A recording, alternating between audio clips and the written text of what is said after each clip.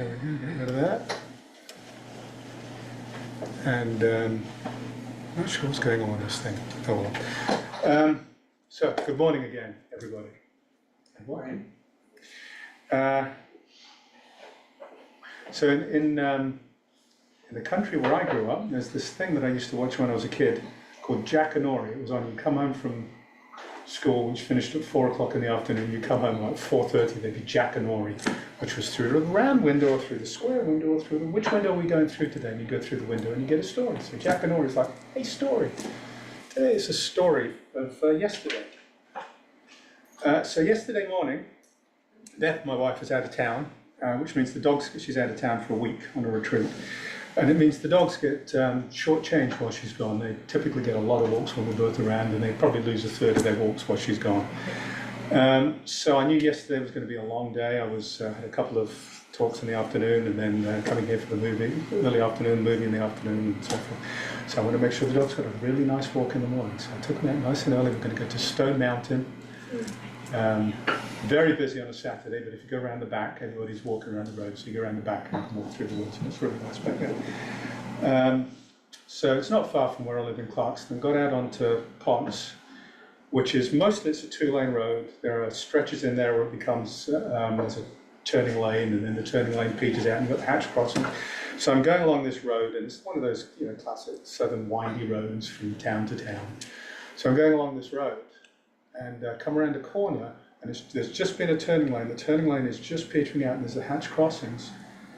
And oh my goodness, there's somebody coming towards me, so we're both neatly in the middle of our lanes. And then suddenly, out of nowhere around the corner, somebody comes herring around there about 80 miles an hour, overtaking. So it's like, this is a near-death experience, right? So instinct just took over, and I'm awareness of what's going on. And I could hear like the gravel crunching or the tin can crunching because I was right in the gutter.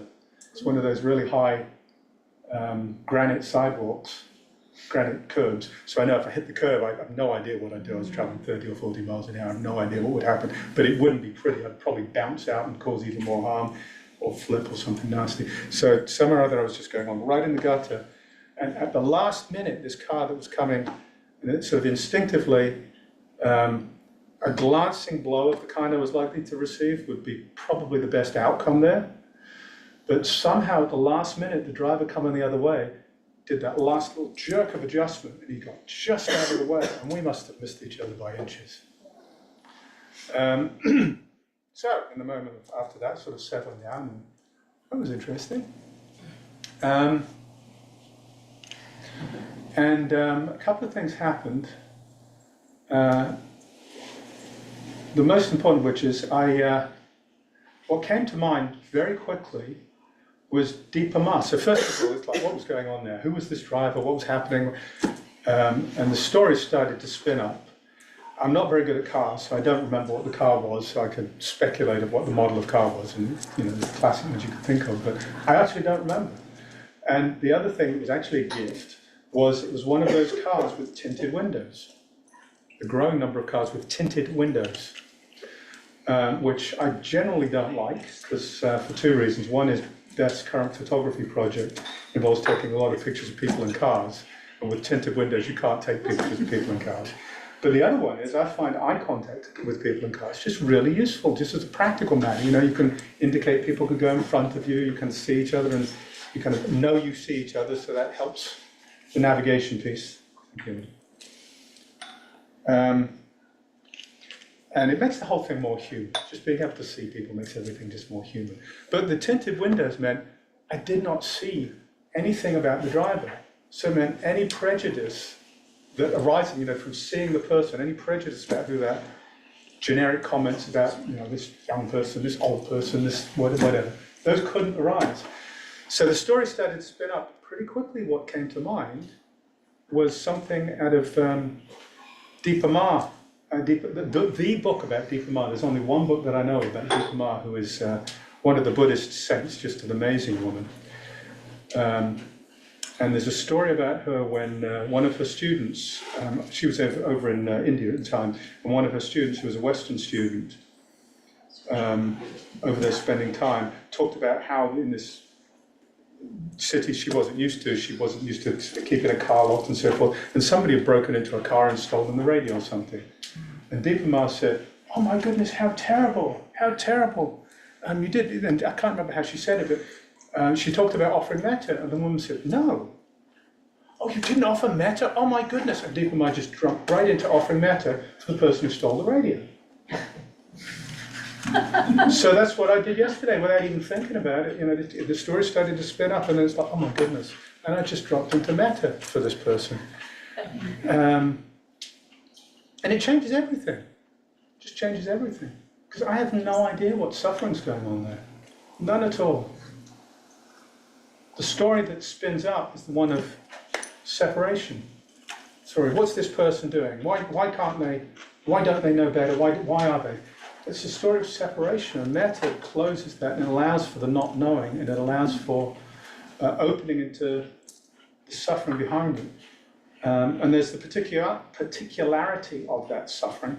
There's also a more general context for that suffering, which I'll get to in a minute if I... Maybe I'll get to it. I think I'll get to it in a minute. So what happened next? Oh goodness, Gareth, didn't you do well there? Oh my goodness, you didn't get caught up in the stories at all. Attaboy. Attaboy.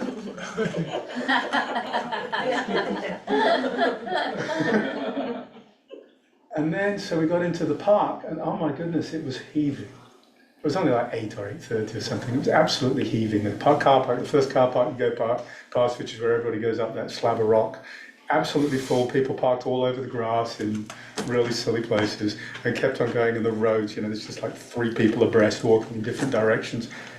Pedal bicycles and electric bicycles, which are now the thing in the park, just herring past each other. It's crazy. So I was going around there, and I came up the hill. I go around the back to my park, to the parking lot I was going to. So I came around the back and I went up the hill, and it's, if you know it, it's the parking lot by the playground. So I went up there. Actually, it was the first one. So it was the parking lot by the little area in the wood where all those little trails, the first one, the garden area. So as I was going around the corner there was a guy pulled over on the side on his bike, and he did this. And so, all that, "Oh, aren't you doing well?" And bristled into, "What? I'm going just at the speed limit. How dare they?"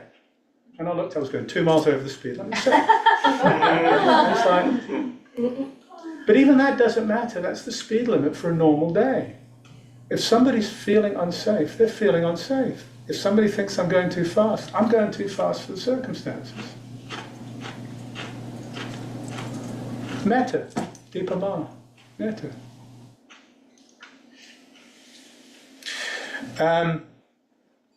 We watched a wonderful movie here yesterday afternoon. Thank you, Natalie and Clay. And thank you also, Winnie, for helping Natalie go shopping and buy all the food for us. Wonderful movie. And I had no idea until after that movie how many different ways of interpreting it there are. But somebody yesterday, Bill, who sits with the Atlanta Insight Meditation group, said something that just made me see it in a little bit of a different way. And that something led me to see it as this is a story of our life, and you can regard this as our day-to-day life, or you can regard it as samsara, just going round and round and round. Every day you get up and you do the same old thing, same old thing. Samsara, every lifetime, and the new lifetime comes around, same old thing, same old thing.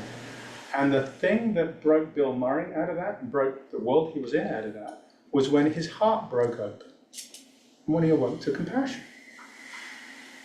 When he stopped thinking about how he could use this recurrence of the day to his advantage, and started just opening up and seeing the suffering that was going on around him. And his last day, he left everybody behind, he ran off and he caught a boy who fell out of a tree. And then he ran on and he did the Heimlich maneuver on somebody who was choking on a piece of meat, and a couple of other things. It was just the heart breaking open to compassion. So compassion changes the world, it changes everything. It allows us to get out of our suffering. It just changes everything. But compassion alone is not enough. And I'll get to a story in a minute. It's a friend of mine that I'll get to a story in a minute, which compassion alone would not be enough for this.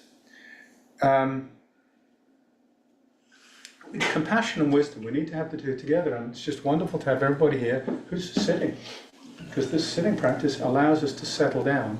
So we're not just approaching situations with the desire to help, the wish for kindness.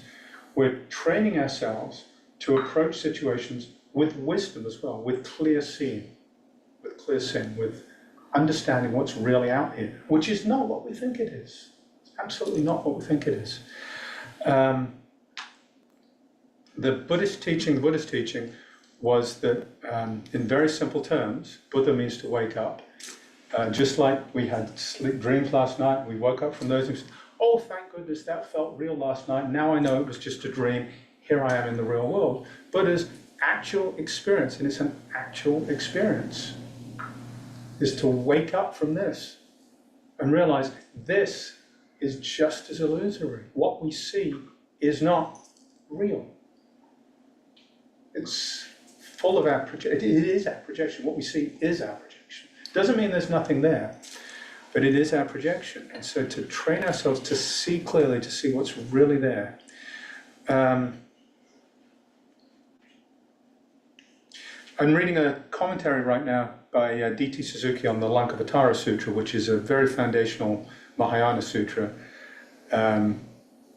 foundational in Zen and in a couple of other traditions. And he distinguishes in his introduction between two schools, Chittamatra and Vijnana Matra, which are both loosely translated as mind only or consciousness only. But they're different views, and the difference draws out a really important distinction here. One of the schools, essentially Chittamatra, takes the view, it's mind only, that everything is a projection of my mind, of mind, not mind, of mind, of big mind. So all we see is just mind. There's nothing real. It's all an illusion. It's an idealistic philosophy, a philosophy of idealism. Vijnana Matra, on the other hand, says everything is a projection of mind, but it is an objectification of mind. So it's not denying the objectification, but it is seeing it as projection and yet objectified. It's a really profound difference, and it's really hard to explain. But the distinction I'm trying to draw out of that is seeing clearly, seeing emptiness. Emptiness is an actual experience. Emptiness isn't a word that describes there's nothing there. Emptiness is the experience of seeing through things. It's when you're sitting with a pain in your leg and you realize it's really hurting, and then you go into the pain and you look closely at the pain and you can't find it. It's moving, it's shifting in your leg, and then you realize, well, is it actually in my leg or is it here? And then you start realizing you've lost sense of where your body is anyway. And that pain, you can actually find that pain just dissolving in emptiness. Doesn't mean it's not there, but it's not landing anywhere. There's just nothing substantive about it. So the distinction I'm drawing out here of seeing clearly is recognizing the non-self of everything, including this thing sitting here talking to you, the non-self, the impermanence. The fact that impermanence means if I try and hold on to something, it can only cause difficult suffering. And there's nothing worth holding on to. There is no self. So the truth of non-self, and yet not denying that there is suffering out there, not denying that there is something happening. This is the wisdom that we bring that accompanies compassion. So the other story that happened yesterday, it actually had started a few days ago, started on Wednesday, and it's been snowballing. And I spent time on it yesterday after taking the dogs out. There's friend is probably too strong a word, but somebody I know very well. His name's Isam Vaid. He is a conservative Muslim of Middle Eastern family origin, which is important to the story because it means he's an other in the story. Who I know from my interfaith work. We spent time, we traveled together on one of these world pilgrimages to South Africa, and we shared a room in South Africa and got to know each other pretty well. And he shows up. I see him a lot at interfaith events, and he's just ever such a nice guy. And you don't do interfaith work if you don't have an open heart. You don't want to meet people from other faiths and get to know other faiths. And if you have any kind of prejudice across any of these boundaries, right, you don't continue to get involved in that. He is also the Muslim chaplain at Emory. He's an Emory alum, and he has been the Muslim chaplain there for 15, 20 years. There's a complicated story which I won't get into about he was getting ready to retire, they were hiring a new person, and it was all happening right around the middle of last week. And right in the middle of this, he was in one of his chaplaincy conversations with some young students. And one of the people who he thought was a student, but turns out wasn't a student, somebody masquerading as a student, recorded a conversation. And this person held themselves out to be somebody who was on the verge of being radicalized. This was somebody who positioned as having really conservative, xenophobic views, was going to be going across to a Middle Eastern state and looking for something to do with this. And so Isam, he's not qualified really to totally defuse this, but he was doing his very best to exercise to engage this person and help this person, which you start off by listening. And the best way of listening is you hear and you repeat back what you hear. You play back what you hear. And you go from there. So this person was recording this. And then 2 or 3 days later, this video goes viral where this was somebody who was one of those guys or gals who goes off and they splice all this together and they take it completely out of context. And it's hate mongering. So this poor guy is now set up. He's fired from Emory. It's just really awful stuff going on. He's got people outside his house with like big screen, like 5 times the size of that thing, blaring this out in his neighborhood, outside his place of work, which is the CDC. It's just awful what he's going through. Just awful. So obviously great compassion there. But then we have to step back and we have to broaden the lens here. And this is where compassion alone is not enough. Wisdom is so important. We've got to step back and see the story here. Because the people who are showing up outside his house, these people are suffering too. They're suffering horribly. I have, there's a few of us who are trying to, I'm like the token Buddhist who shows up and helps with these things. But we're trying to engage a couple of rabbis well, we're not trying to engage. I mean, you would love to have somebody from a wide range of faiths. But the particular language that he was caught on film with was put in a context of anti-Semitism.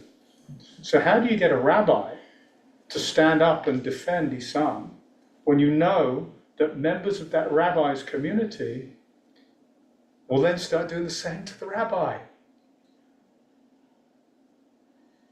So there is so much suffering out there, so many people so deeply hurt, so deeply wounded, that these little flashpoints create bonfires. This was on national news yesterday. Some of you may have seen it, but it was on national news. But these create bonfires, and they go on for days or weeks or months. They ruin lives, but they also, all of the people involved in this story are just, they're tightening, they're constricting, they're becoming discriminating and getting all this negative energy floating around, and it just makes the whole situation worse. So, yesterday was a day that really brought me back to the profound importance of compassion in our lives and how compassion changes everything. But then in order for us to truly practice compassion, we need to be doing so through the lens of wisdom, which allows us to slow down and step back and see the interconnectedness of everything. See that the whole universe is at play here. If I go back to that driver, this brings that driver back into me. If I go back to that driver, the first driver, I have no idea of that person's story. I have no idea of what family or cultural or community or national issues that person was facing.